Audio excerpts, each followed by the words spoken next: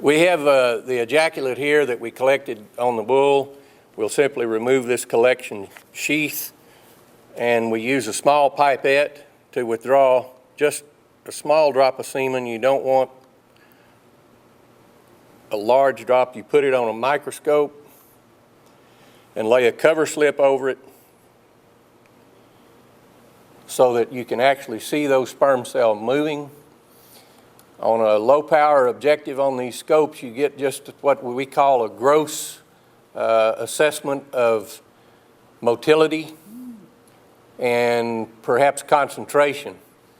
It's just a subjective judgment of there's perhaps 50 to 70 to 80% live cell motility, which means if this bull is at least 70%, he's going to probably pass that part of a BSE exam.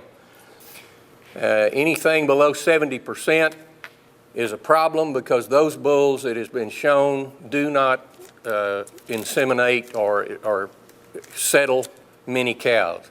Anything 70% above is acceptable. And research in the last few years has shown that the higher the percent motility, that bull will settle more cows than a bull that has lower motility. Concentration, that's kind of a gross assessment also, but to do it accurately, you're going to have to put it on what's called a hemocytometer and count various fields to get the actual number of sperm cells per milliliter of ejaculate. On a gross evaluation of concentration, you simply look at it. If it's very thick and white, that usually indicates a large number of sperm cells in there.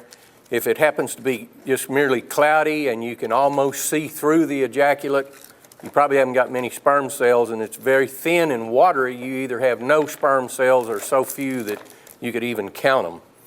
A lot of times a watery collection, the mistake was made in the collection that it was taken too quickly before the bull actually ejaculated, and we were fortunate enough to catch this bull at the good moment to get a good collection. To assess normality, in other words, are the cells normal, are they alive, and are they swimming, you have to put a special stain on this semen sample, put it back under the microscope, and you put it on high power, and you can actually see those sperm cells that are not normal. Maybe they've lost their tail.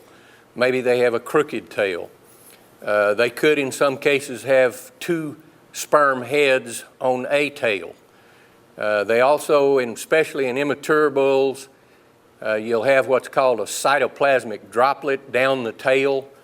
That particular bull is not yet at his full fertility potential. So those are the kinds of abnormalities that you'd be looking for. But again, it's important to have a high level of abnormalities. We talked about the importance of keeping sperm collections warm on cold days.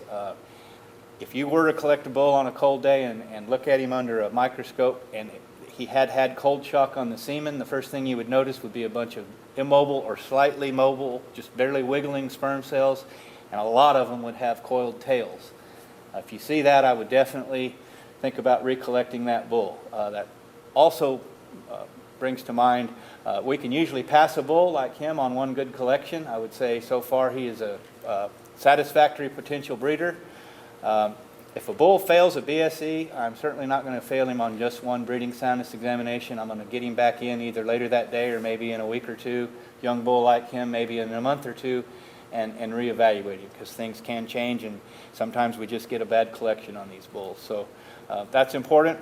At the end of this score, we'll look at some of these sheets in a little more detail later, but basically we score these animals all the way down. We give them a score for scrotal circumference. We give them a numerical score for morphology, meaning how normal are the sperm cell. We give them a numerical score for overall motility. We add all those numbers up, and basically if they're 80 or above their satisfactory breeder, we just qualify these bulls as either satisfactory, questionable, or unsatisfactory. And again, if they're questionable, we certainly want to retest them. Sometimes even if they're unsatisfactory, we might want to retest them again too.